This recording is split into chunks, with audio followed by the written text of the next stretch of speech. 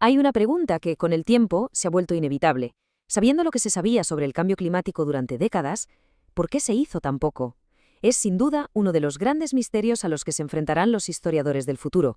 Pues bien, hoy vamos a intentar desentrañar esa historia. Esta es la pregunta central. Y ojo, que no es una pregunta retórica para nada, es un misterio que tiene una respuesta, y la respuesta está en una red complejísima de desinformación, de intereses económicos y de una resistencia muy profunda a cuestionar nuestras propias ideas.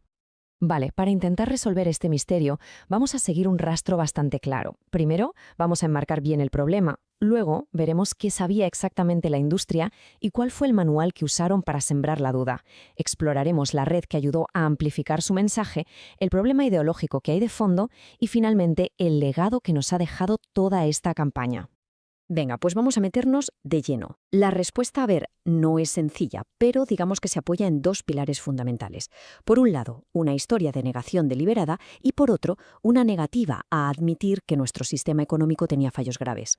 Esta cita de la historiadora de la ciencia Naomi Oreskes, la verdad es que lo clava. Es que no hablamos solo de mentiras, sino también de un punto ciego ideológico. La gente con poder se negó en rotundo a ver que el problema era un síntoma de algo muchísimo más grande. Y es aquí donde la historia se pone realmente seria. La industria de los combustibles fósiles, y muy en particular Exxon, no es que ignorara el problema. Todo lo contrario. Resulta que sus propios científicos les avisaron mucho antes de que todo esto saltara a la opinión pública.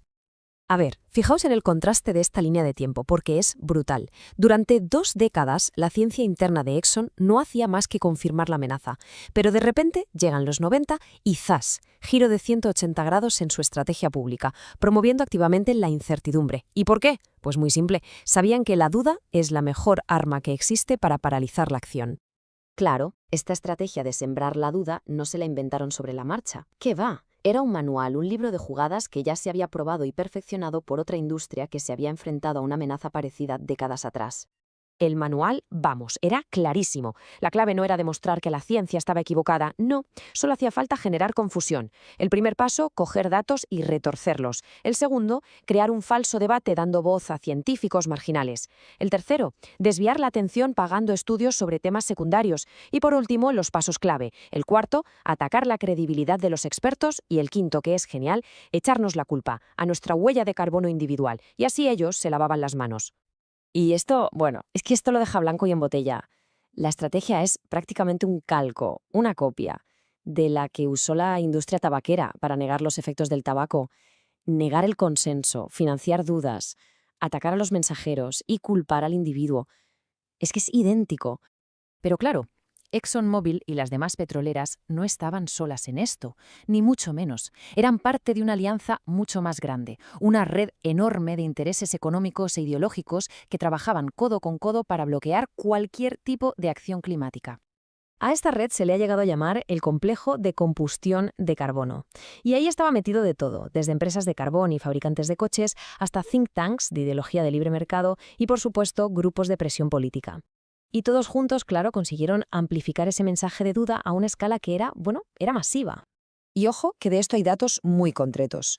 Mirad, solo en el año 2006, la prestigiosa Royal Society británica identificó a 39 organizaciones distintas, todas financiadas por ExxonMobil, con el único propósito de tergiversar la ciencia del clima.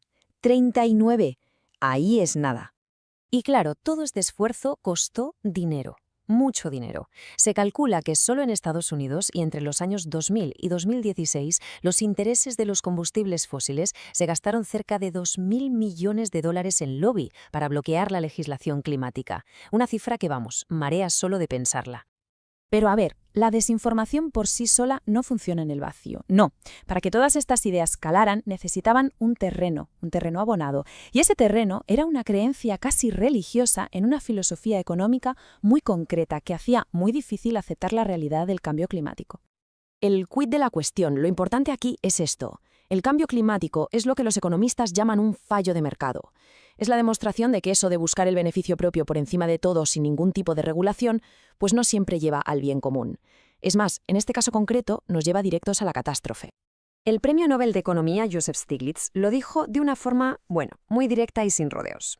Aquella idea de Adam Smith, la de la mano invisible que supuestamente guía a los mercados para que todo funcione bien, pues resulta que no está.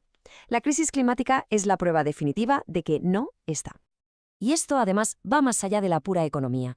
Como señaló el Papa Francisco, nuestras tecnologías, nuestros sistemas, no son neutrales. Están diseñados para beneficiar a ciertos grupos de poder y, al final, condicionan nuestra forma de vida, haciendo que cambiar sea todavía más difícil.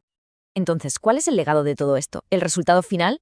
¿Por qué incluso a día de hoy, con una evidencia científica que es abrumadora, la resistencia a tomar medidas de verdad, medidas significativas, sigue siendo tan fuerte? Pues mirad, quizás la razón más de fondo, la más profunda, es esta. Y es que la crisis climática choca de frente con una de nuestras creencias más arraigadas, la idea de un progreso humano continuo e ilimitado. Admitir la magnitud de este problema es como admitir que esa promesa, tal y como la conocíamos, pues se ha roto. Y esto nos deja con 3 barreras que son, al final, muy humanas. Primero, a nadie le gusta admitir que le han tomado el pelo. Segundo, para la gente con privilegios, es muy incómodo cuestionar el sistema que precisamente les da sus privilegios. Y tercero, y lo más importante, actuar en serio implica reconocer que el sistema que nos trajo hasta aquí sencillamente ya no sirve para el futuro que tenemos por delante. Y con esto llegamos a la pregunta del millón. Si vamos más allá de la desinformación, de los intereses económicos, ¿por qué nos cuesta tanto, como sociedad, aceptar que este modelo que nos prometía un progreso sin fin, pues ha llegado a su límite? La respuesta que demos a esa pregunta, pues va a definir nuestro futuro, así de claro.